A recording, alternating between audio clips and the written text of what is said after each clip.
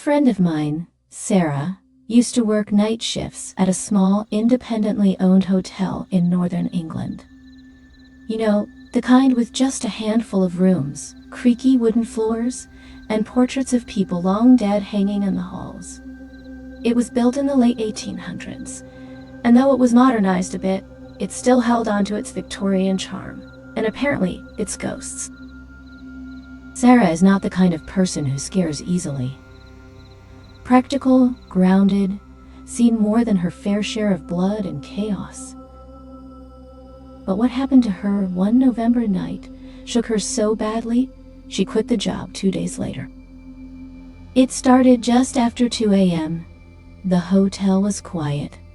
Just one guest staying on the second floor, a middle-aged businessman in town for a conference. Sara was in the small office behind the front desk, catching up on emails when the lobby phone rang.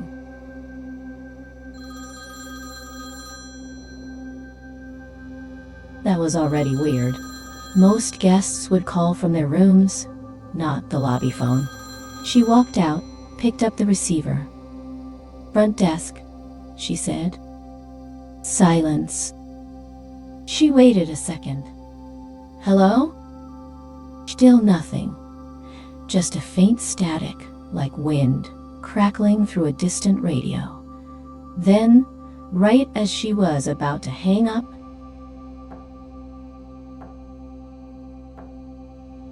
she heard it. 3 slow knocks.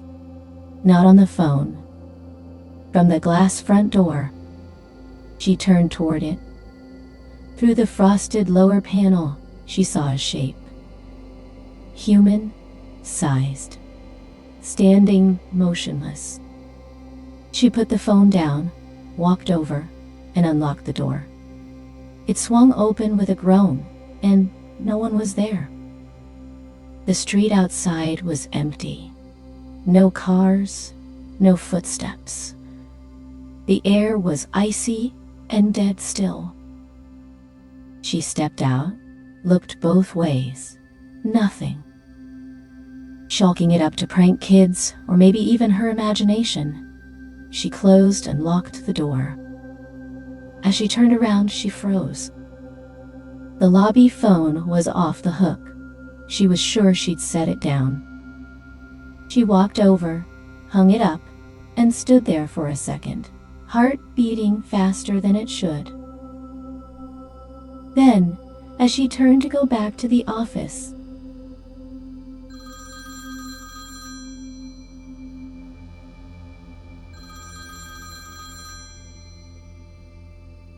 the phone rang again. Same one. Lobby phone. She answered it immediately. "Who is this?" This time, a voice answered. Not words, just humming. Slow, rhythmic, tuneless. Like a lullaby, low and raspy. Like the vocal cords hadn't been used in years. She couldn't even tell if it was a man or a woman. "Is this a joke?" Sara said, trying to keep her voice firm. "We have security cameras. I'll call the police." The line went dead. She stood there for a second, staring at the phone, adrenaline kicking in. Then, a soft creaking sound echoed down from the second floor.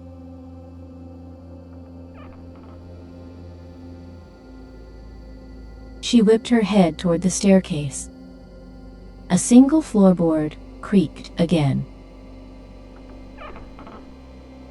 The only guest, she remembered, was in room 5. But that sound came from room 2 or 3. She grabbed the master key, took a deep breath, and headed up the stairs. The hallway was dim, lit only by a few antique wall sconces. Room 3's door was open about an inch. She knocked. "Hello? Anyone in there?" No response. She pushed the door open. Empty, dusty, no signs of anyone. She flipped the light switch, nothing. The bulb had burned out, probably months ago, She stepped in to check the window, thinking maybe someone had climbed in from the fire escape. But the window was locked, not just closed, latched from the inside.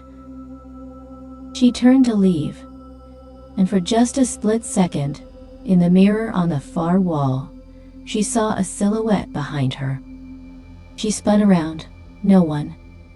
She went back downstairs, deciding that if the phone rang again, she'd unplug it and write it up as a tech glitch. But when she got back to the desk, the guest list book was open. Page turned to a blank sheet. No writing, no names. The entry for room 5, the one guest staying there, was gone. Just an empty page. She flipped back and forth.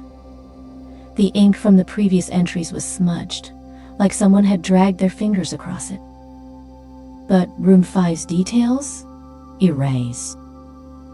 She grabbed the phone and tried to call the guest room directly. "Mr. Townsend? Everything all right up there?" No answer. She tried again. Static. She took the stairs 2 at a time, now fully on edge.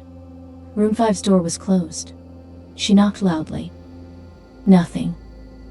She used the master key. The room was dark, empty. The bed still made, luggage gone. It looked like no one had ever stayed there. Sara stood frozen. She remembered checking the man in herself, handing him his key, watching him go up the stairs with his briefcase. And now, it was like he'd never exist. Back downstairs, on the desk, the phone that she left on hold crackled. "Sara," a voice rasped through. The voice repeated her name, slower this time. "Sara, don't answer the phone." The phone cut out. She ran. She grabbed her coat, her bag, everything she had. And just as she reached for the main switch to kill the lights, the lobby phone rang again. This time, she didn't move. She just stood there, staring at it. And it rang, and rang, and rang.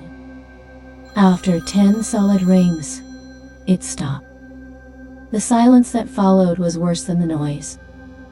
The next morning, the owner came in early and found Sara asleep in her car in the parking lot. She refused to go back in. She told him everything. He didn't laugh. He didn't dismiss her. All he said was, "You lasted longer than most." Apparently, the hotel has a history of strange disappearances. Guests who check in and never check out, but not in the murdery way, just gone. Room key still on the counter. Belongings left behind. Surveillance footage goes static for exactly 2 minutes. And when it comes back, the guest is just no longer there. Sara never went back. The hotel's still open, still running under a new name.